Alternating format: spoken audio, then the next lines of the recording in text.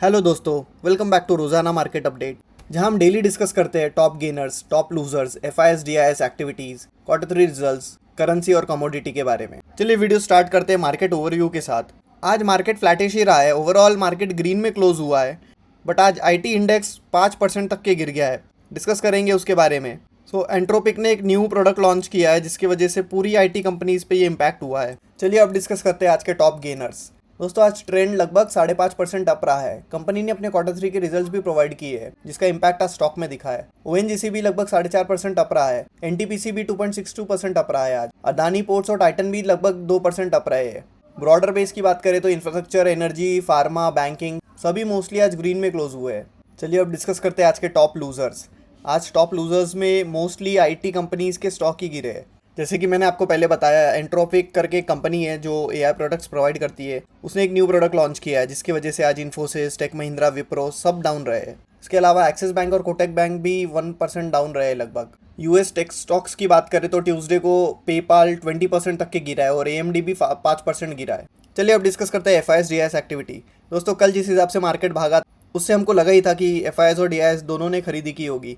तो कल trade deal के अनाउंसमेंट के बाद एफआईएस ने लगभग 5,236 करोड़ का माल उठाया है और डीआईएस ने 1,014 करोड़ का माल खरीदा है। चलिए अब डिस्कस करते हैं क्वार्टर थ्री रिजल्ट्स के बारे में।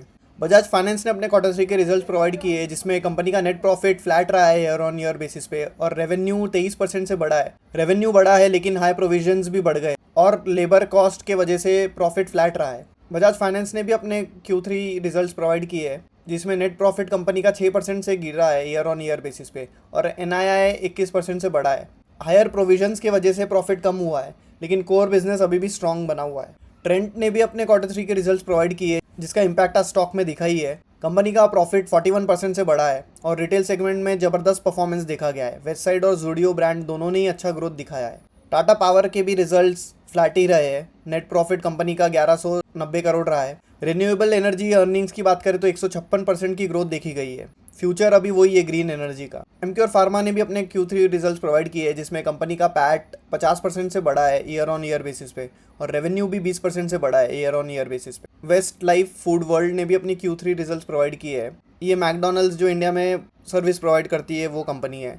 कंपनी का प्रॉफिट 85% से गिरा है और रेवेन्यू 3% से बढ़ा है। ओवरऑल कंपटीशन बढ़ता जा रहा है और मार्जिन भी प्रेशर में रहे हैं। दोस्तों, इसके अलावा हम यूट्यूब पोस्ट जैसे कि आप यहाँ देख पा रहे होंगे उसमें भी बहुत सारे क्वार्टर थ्री के रिजल्ट्स प्रोवाइड करते हैं। जैसे कि आप स्क्रीन में देख पा रहे होंगे, ये सोलर इंडस्ट्रीज़ के रिजल्ट है, पीडीलाइट इंडस्ट्रीज़, मोबीक्विक।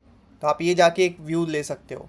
चलिए अब डिस्कस करते हैं ग्लोबल मार्केट के बारे में। दोस्तों, कल यूएस के मार्केट में गिरावट देखी गई है। S&P 500 0.7% डाउन रहा है, नैस्डैक भी 1.4% डाउन रहा है और डाउ जोन्स 0.3% डाउन रहा है। एशियन मार्केट्स की बात करें तो जापान का मार्केट लगभग 4% तक के अप रहा है। हैंगसेंग 0.2% अप रहा है।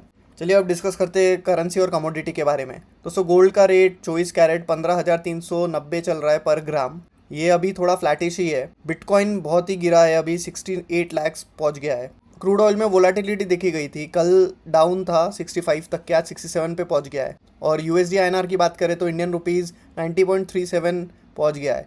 ये ट्रेड डील के बाद अभी स्ट्रांग होते जा रहा है। चलिए आईपीओ के बारे में डिस्कस कर लेते हैं। कल हमने डिस्कस किया था फ्रैक्टल एनालिटिक्स का आईपीओ 9 से 11 फेब तक के ओपन रहेगा जिसका जीएमपी अभी 165 से 210 रुपये चल रहा है। आई फाइनेंस का भी आईपीओ 9 से 11 फेब को ओपन होगा जिसका जीएमपी अभी 0 से 7 रुपीज़ चल रहा है।